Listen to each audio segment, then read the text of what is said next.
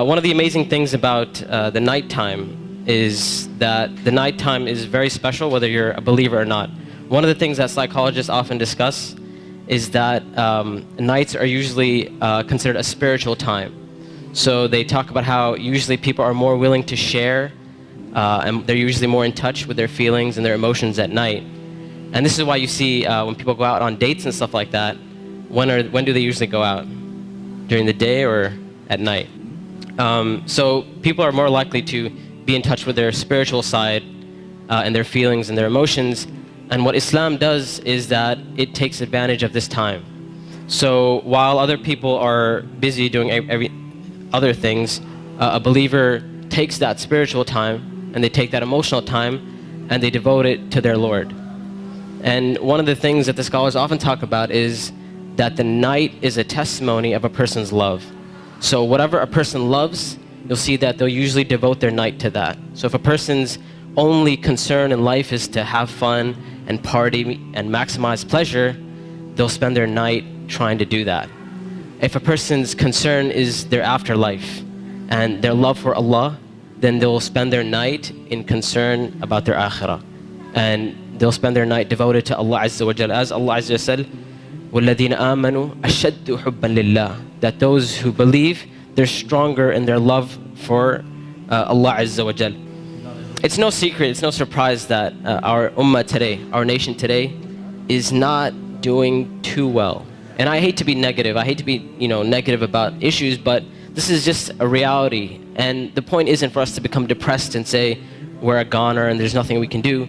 The point is, how do we bring ourselves out of this situation, and how do we become like the companions radiallahu ta'ala anhum? And this is why one of the things that is often said by the classical scholars and even scholars of our time is that if we want to rectify this ummah, if we really, really care about this ummah, we really want to change this ummah, then we will not be able to do it except that which changed the beginning of this ummah. Meaning, if we really care, we really want the ummah to progress. Now we're Muslims living in the West and we care about Muslims in America, and we really want Muslims to be in a better state, then we have to look at the sunnah of the Prophet ﷺ and how the companions did it. And it is in that we're going to find our ummah come to life. And the thing about the companions, like I mentioned, is that what they had and what is missing from our time is that attribute of going above and beyond the bare minimum. Ibn Abbas radiallahu ta'ala anhuma, he says about the companions, he said, I did not see a single companion. He said, I did not see a single companion except that they would take something from the night. Meaning they would pray some type of Qiyam al-Layl. And one of the most oft questions I get from young people is, you know what, my iman is just not doing too well. Like, I have a dip in my iman and I just don't feel it anymore. Or a lot of times people who start practicing Islam, they'll have this iman high and they're doing really, really well, and then a time will come where they'll be like, it just doesn't feel the same anymore. Or a lot of times reverts and converts will say, when I first became Muslim, it was the most amazing experience of my life, and I want that back. I want that experience back. And one of the first questions I ask these people is, how is your connection with Allah? How is your Qiyam al-Layl? When was the last time you got up in the middle of the night or in the last third of the night to pray to your Lord? And if the answer usually is, well, I don't really do that. I just try to do my 5 daily prayers. I'm just happy if I can get that in.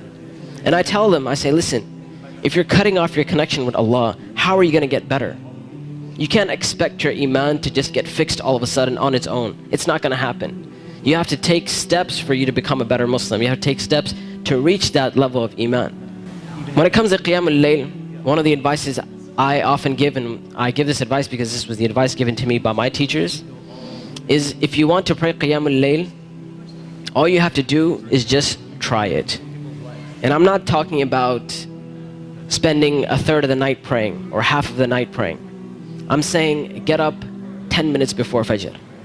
Just 10 minutes before Fajr. And we know the Prophet ﷺ told us that it is the last third of the night where Allah Azza wa Jal comes down to the lowest parts of the heaven and He asks, He says, which one of my servants is seeking my forgiveness that I may forgive them?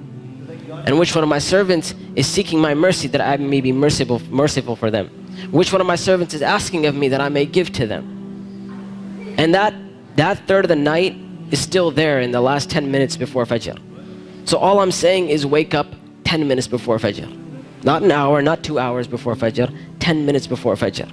And try and pray Qiyamul Layl. And experience this amazing spiritual nature that Allah Azza wa Jal has given us. This blessing that Allah Azza wa Jal has given us. And when you get up in the night, number one, you'll see your heart transform. You'll feel your heart unlike you've ever felt it before. And I know a lot of us, and this is a problem which is very, very common, where we look at Islam and all we see is a bunch of things we have to do. And we're missing that spiritual side of Islam. We're missing that connection with Allah and our Creator. And I tell you that if you're seeking that connection, then get up and pray Qiyamul Layl. You will see your heart transform. You will see this tranquility and peace that Islam is supposed to be. You know, people talk about Islam means peace and all that kind of stuff. If you really want to experience that, get up in that last third of the night. Get up for 10 minutes and you will see that peace and tranquility descend upon you.